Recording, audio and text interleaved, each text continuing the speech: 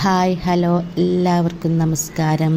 ഞാനിന്ന് വന്നിട്ടുള്ളത് ശ്രീനാരായണ ഗുരു open university പുറത്തിറക്കിയ ഒരു സർക്കുലർ നിങ്ങൾക്ക് മുന്നിലൊന്ന് അവതരിപ്പിക്കാനാണ്. അതായത് 4 വർഷ യു ജി 3 വർഷ യു ജി പി ജി പ്രോഗ്രാമുകളുടെ മാർച്ച് 2025 എൻഡ് സെമസ്റ്റർ പരീക്ഷകൾ മാറ്റിവെക്കുന്നതിനെ സംബന്ധിച്ച്. അതായത് ഞാനിത് ഫുള്ളൊന്നും വായിക്കുന്നില്ല കേട്ടോ. നമ്മുടെ നോട്ടിഫിക്കേഷനുകൾ പ്രകാരമുള്ള പരീക്ഷാ തീയതികൾ മാറ്റിവെക്കണമെന്ന് ആവശ്യപ്പെട്ടുകൊണ്ട് പഠിതാക്കളിൽ നിന്ന് നിരവധി നിവേദനങ്ങൾ സർവകലാശാലയ്ക്ക് ലഭിച്ചിരുന്നു. അതുപ്രകാരമാണ് എന്ത് ചെയ്തിട്ടുള്ളത്, ഇപ്പോൾ ഈ മാർച്ചിൽ നടക്കാനിരുന്ന പരീക്ഷകളൊക്കെ മാറ്റിവെച്ചുകൊണ്ട് എന്ത് ചെയ്തിട്ടുള്ളത് ഉത്തരവ് വന്നിട്ടുള്ളത്. മാർച്ച് 16 കൂടി പുതിയ പരീക്ഷ ടൈം ടേബിളുകൾ വരും എന്നാണ് പറയുന്നത്. അത് മിക്കവാറും എന്തിലായിരിക്കും, ഏപ്രിലായിരിക്കും പരീക്ഷ എന്ന രീതിയിലായിരിക്കും വരെ, അറിയില്ല.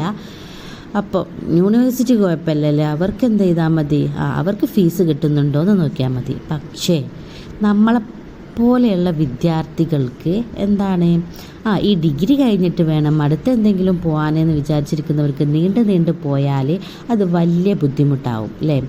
ഇപ്പം തന്നെ ഈ 1ാം സെമസ്റ്റർ പരീക്ഷ നീട്ടിവെച്ചു. അത് ഏപ്രിൽ ഉണ്ടാവുമെന്ന് നമുക്ക് വിചാരിക്കാം. അപ്പം നിങ്ങളൊന്ന് ആലോചിച്ച് നോക്കുക. ഇപ്പം നമുക്ക് കിട്ടിയൊരു സൗകര്യം ഉണ്ടായിരുന്നു. ഓരോ വിഷയത്തിനും ഒരാഴ്ച പഠിക്കാനുള്ള സമയം നമുക്ക് കിട്ടിയിരുന്നു അല്ലേ. ഒരു പരീക്ഷ 8-ാം തീയതി ആണെങ്കിൽ അടുത്ത പരീക്ഷ 16-ാം തീയതി, അങ്ങനെ ഒരാഴ്ച ഇടവിട്ടിട്ടായിരുന്നു ഓരോ പരീക്ഷകൾ. അപ്പോൾ നമ്മൾ എന്ത് ചെയ്യും, സ്വാഭാവികമായിട്ടും ആ ഒരു പഠനത്തിലേക്ക് തിരിയുകയും നമുക്ക് ജയിക്കാനുള്ള മാർക്ക് സ്കോർ ചെയ്യാനും പറ്റും. ഇനി നിങ്ങൾ കണ്ടോ, ഇനി പരീക്ഷ വരാൻ പോകുന്നത് ചിലപ്പം നമുക്കറിയാം ഏപ്രിലൊന്നും എന്തുണ്ടായിരിക്കില്ല, സ്കൂളുകൾ ഉണ്ടായിരിക്കില്ല. അതുകൊണ്ട് തന്നെ അവർക്ക് അടുപ്പിച്ചടുപ്പിച്ച് പരീക്ഷ നടത്താനുള്ള ഒരു സൗകര്യം അവർക്ക് ലഭിക്കും. അതുകൊണ്ട് തന്നെ മിക്കവാറും എന്തായിരിക്കും, അങ്ങനെ ആയിരിക്കും പരീക്ഷ വരാൻ ചാൻസ് എന്നാണ് എന്ത് ചെയ്യുന്നത്, എനിക്ക് തോന്നുന്ന കാര്യമാണ് കേട്ടോ ഞാൻ പറയുന്നത്. അപ്പോൾ നമുക്ക് എന്ത് ചെയ്യില്ല, പഠിക്കാനുള്ള സമയം കിട്ടില്ല.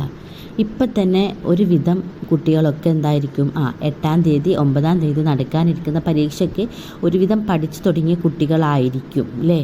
അവരെന്ത് ചെയ്തിട്ടുണ്ടാവും, ബുക്കൊക്കെ അവിടെ ഇട്ടിട്ടുണ്ടാവും. എന്നിട്ടോ പരീക്ഷ മാറ്റി വെച്ചു, ഇനി ബുക്ക് തൊടണ്ട, ഇനി എന്നാണോ പരീക്ഷ പറയുന്നത് അപ്പം തൊടാന്ന് വിചാരിച്ച് നിൽക്കുന്നുണ്ടായിരിക്കും. അപ്പോഴായിരിക്കും ഒരു ഇടുത്തി പോലെ പരീക്ഷ ടൈം ടേബിൾ വരാൻ പോകുന്നത്. അടുപ്പിച്ചോ അല്ലെങ്കിൽ ഒരു ദിവസം ഇടവിട്ടോ. നമുക്കറിയാം നമ്മുടെ ഓരോ ബുക്ക് എത്രത്തോളം ഉണ്ട്, 5ഉം 6ഉം 7ഉം ബ്ലോക്കൊക്കെ ആയിട്ടുള്ള ബുക്കുകളാണ്. ഒരു ദിവസം ഇരുന്ന ഒരു ബ്ലോക്ക് പോലും തീരാത്ത ബുക്കുകളുള്ള നമുക്ക് ഇങ്ങനെ അടുപ്പിച്ച് പരീക്ഷ വന്നാലുള്ള ബുദ്ധിമുട്ട് നിങ്ങളൊന്ന് ആലോചിച്ച് നോക്കുക. അതായത് ഒരുപാട് കുട്ടികൾ നിവേദനം അയച്ചു എന്ന് പറഞ്ഞിട്ടാണ് എന്ത് ചെയ്തിട്ടുള്ളത്, യൂണിവേഴ്സിറ്റി പരീക്ഷ മാറ്റി വെച്ചിട്ടുള്ളത്. ഇനി നിങ്ങളൊന്ന് ആലോചിച്ച് നോക്കുക, നമുക്ക് ഇവരുടെ ഭാഗത്തു നിന്ന് എന്തെങ്കിലും വൈകലോ എന്തെങ്കിലും ഉണ്ടായാൽ നമുക്ക് എന്ത് ചെയ്യാൻ പറ്റില്ല, അവരോട് വാദിക്കാൻ പറ്റില്ല. ഞങ്ങൾക്ക് വേഗം കറക്റ്റിലല്ല പരീക്ഷ നടത്തുന്നത്, ഞങ്ങൾക്ക് കറക്റ്റിൽ റിസൾട്ട് വരുന്നില്ല. അപ്പോൾ അവർക്ക് എന്തുണ്ട്, ഇപ്പം ഒരു കോടതി പോലും നമുക്ക് പോകാൻ പറ്റില്ല.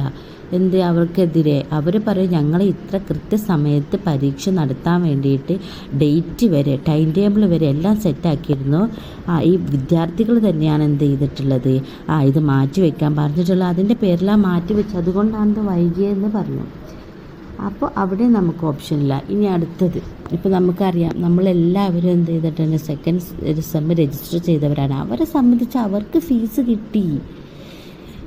യൂണിവേഴ്സിറ്റിയെ സംബന്ധിച്ച് യൂണിവേഴ്സിറ്റിക്ക് അവർക്ക് സെക്കൻഡ് സെമ്മിലേക്കുള്ള ഫീസ് അവർക്ക് കിട്ടി. 10-50,000 കുട്ടികൾ ഓരോ സെമ്മും രജിസ്റ്റർ ചെയ്യുന്നതിലൂടെ അവർക്ക് എന്താണ്, അവരുടെ എല്ലാ ഇതിനുള്ള ഇത് കിട്ടി. നമ്മളെന്താണ്, ഇത്ര ദിവസത്തിലുള്ള പരീക്ഷ ഇത് അടിച്ചിട്ടില്ലെങ്കിൽ ഇത്ര രൂപ ഫൈൻ എന്ന് പറഞ്ഞ് ഫൈനും അടിച്ച് പരീക്ഷയ്ക്ക് കാത്തിരിക്കുന്ന നമ്മളൊക്കെ എന്തായി, മണ്ടന്മാരായി. അത് അവരെ കുറ്റം പറയാൻ പറ്റില്ല. നമ്മളിൽ നിന്നും പോയ മെയിലിൻ്റെ അടിസ്ഥാനത്തിലാണ് മാറ്റി വെച്ചതെന്നാണ് അവർ പറയുന്നത്. അവർക്ക് പരീക്ഷ മാറ്റി വെച്ചാലും കുഴപ്പമില്ല, പരീക്ഷ നടത്തിയാലും കുഴപ്പമില്ല, അവർക്ക് എന്ത് കിട്ടണം, കാശ് കിട്ടണം. അതേ അവരുടെ ഉദ്ദേശമുള്ളൂ. പിന്നെ നമുക്കറിയാം ഈ ഒരു എക്സാമിന് വേണ്ടി, ഈ ഒരു ഫസ്റ്റ് സെമസ്റ്റർ എക്സാമിന് വേണ്ടിയിട്ട് ഒരുപാട് കുട്ടികൾ എന്ത് ചെയ്തിട്ടുണ്ട്, വിദേശത്ത് നിന്ന് വന്നിട്ടുണ്ട്. അവരുടെ അവസ്ഥ ഒന്ന് ആലോചിച്ച് നോക്കിയിട്ട് ഇപ്പം നമ്മളെ സംബന്ധിച്ചത് കുഴപ്പമില്ല, നമുക്ക് പേപ്പർ എക്സാം വന്നാലും പോയി എഴുതാന്നുള്ള ഇതിലാണ് നമ്മൾ നിൽക്കുന്നത്.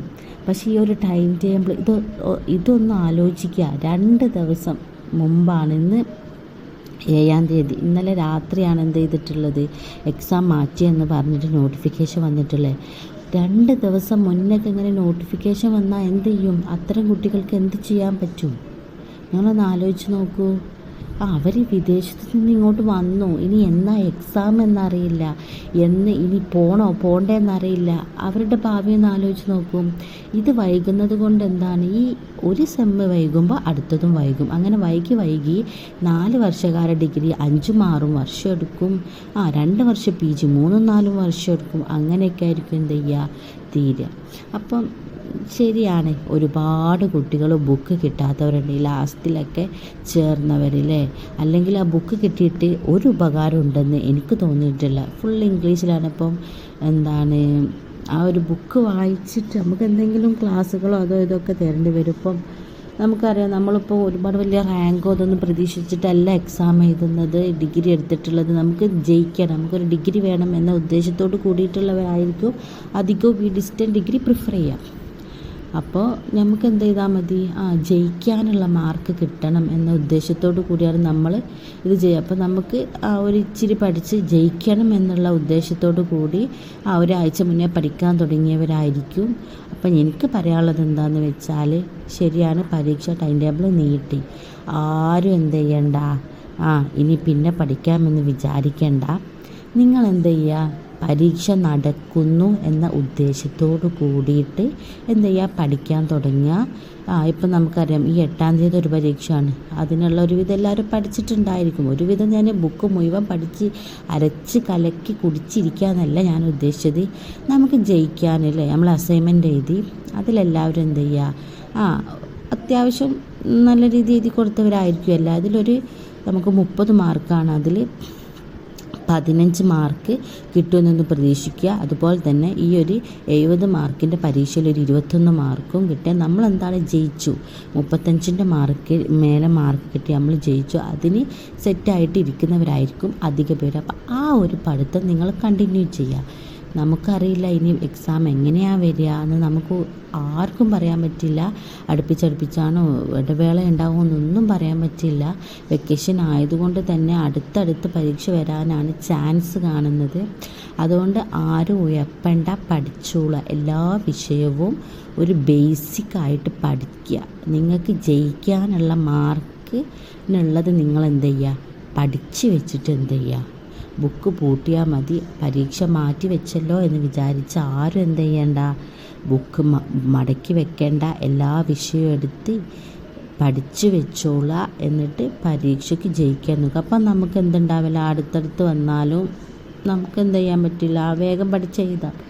അറിയാം, നോമ്പാണ്, എപ്പോഴെങ്കിലും ഒരു മണിക്കൂറൊക്കെ സമയം ഉണ്ടാക്കിയിട്ട് പഠിക്കുക.